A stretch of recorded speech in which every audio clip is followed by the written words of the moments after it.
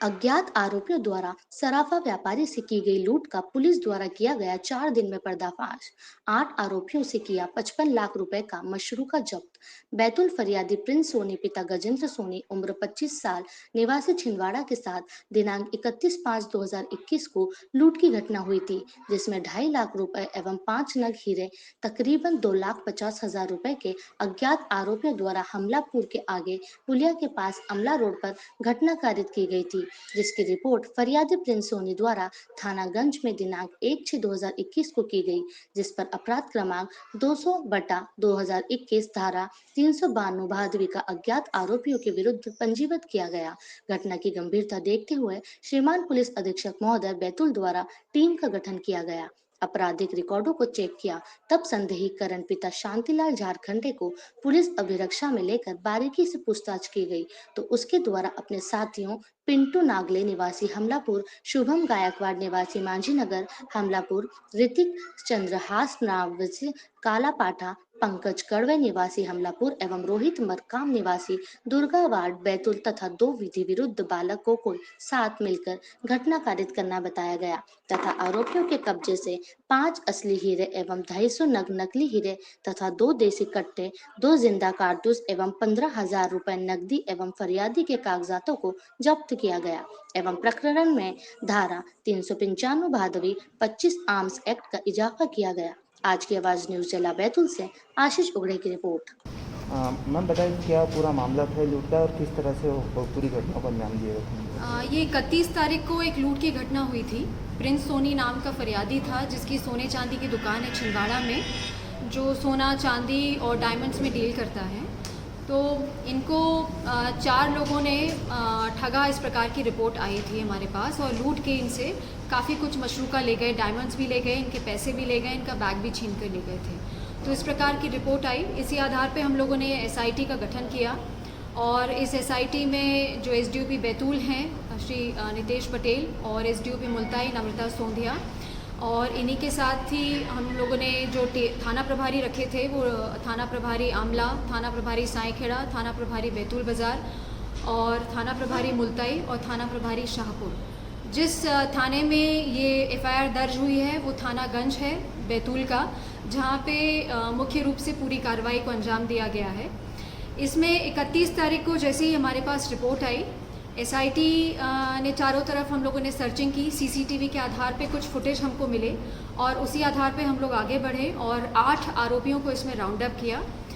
आरोपियों के मिलने के बाद ये चीज़ संज्ञान में आई कि इन आरोपियों ने फरियादी से पहले भी डीलिंग की थी। कुछ दिन पहले छिंदवाड़ा में ये डायमंड्स बेच कर आए थे, जिसके बदले में उसको पैसे भी मिल गए थे वापस। और इसमें ये भी एक एंगल आया है, जब सर्चिंग की गई इन आरोपियों के घर में तो कुछ कैप्सूल्स, खाली कैप्सूल्स भी मिले हम लोगों को, कैप्सूल्स के रैपर भी मिले। तो इनसे ये पूछताछ में मालूम चला कि एक जगह से दूसरी जगह ले जाने के लिए ये कैप्सूल का प्रयोग करते थे। चूँकि अभी 31 तक कंप्लीट लॉकडाउन की स्थिति में था बैतूल और छिंदवाड़ा और आसपास के जो सीमावर्ती ज़िले हैं और जो महाराष्ट्र की बॉर्डर है वहाँ पे बहुत टाइट सिक्योरिटी थी, काफ़ी आने जाने वालों की सघन चेकिंग की जा रही थी और अंदर भी इंटरनल काफ़ी चेकिंग पॉइंट्स लगे थे। तो इन सब से बचने के लिए इन लोगों ने कैप्सूल का सहारा लिया और इस खाली कैप्सूल में वो पाउडर निकाल के इन्होंने डायमंड्स जो है वो इस तरह से भर के और ये एक जगह से दूसरी जगह ले जाते थे और सेल करते थे। तो पहली डीलिंग इनकी छिंदवाड़ा में ही हुई थी। उसके बाद 31 तारीख को ये फरियादी यहाँ पर आया और 5 डायमंड्स इनसे ख़रीदे और फिर ये बात हुई कि मैं 5 और ख़रीदना चाहता हूँ, तो कुछ देर बाद मुझे 5 डायमंड और उपलब्ध करा दीजिए। तो इन आरोपियों ने कुछ समय मांगा और उसके बाद ये 3 साढ़े 3 के लगभग जो हैं वो दोबारा मिलने के लिए आए। तब इन्होंने जो है वो बहुत लो क्वालिटी डायमंड्स इनको दिए व्यापारी को। तो व्यापारी का ये कहना था कि ये जो जितने मैंने पैसे दिए हैं वैसी क्वालिटी का नहीं है। तो इनमें कहासुनी होने लग गई। इतने में इन लोगों ने कट्टा निकाला और व्यापारी के पास जो डायमंड्स थे, पैसे थे, कुछ चांदी का भी सामान उसके बैग में था, ये सब लेके ये फ़रार हो गए। और इसी की रिपोर्ट पे ये सारी कार्रवाई आज की गई है और इसमें जो मशरूका है वो लगभग हमने 55 से 60 लाख के करीब जो मशरूका जब्त किया गया है।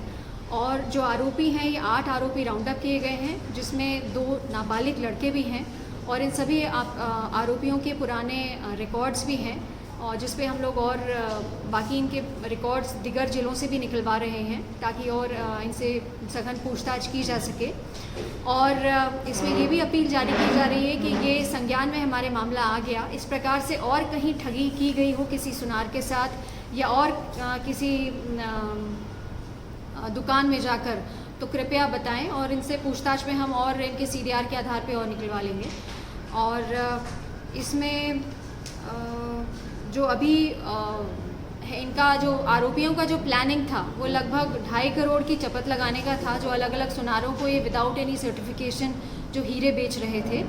और अभी जो जब्त मशरूका है वो लगभग 55 से 60 लाख का। हाँ मैडम, इसमें मुख्य आरोपी कौन है और ये कहाँ से हीरे लेकर आते थे ये लोग? इनका जो ट्रांजैक्शन है ये काफ़ी दिनों से चोरी के ही वारदातों में पकड़े गए हैं और लगातार छूटने के बाद भी ये उसी अपराध में लिप्त रहे हैं। और इन्होंने अपनी एक सुनियोजित गैंग बनाकर हीरे जो हैं वो नागपुर के एक जौहरी से ख़रीदे हैं, उसका भी हम लोग डिटेल अभी निकलवा रहे हैं।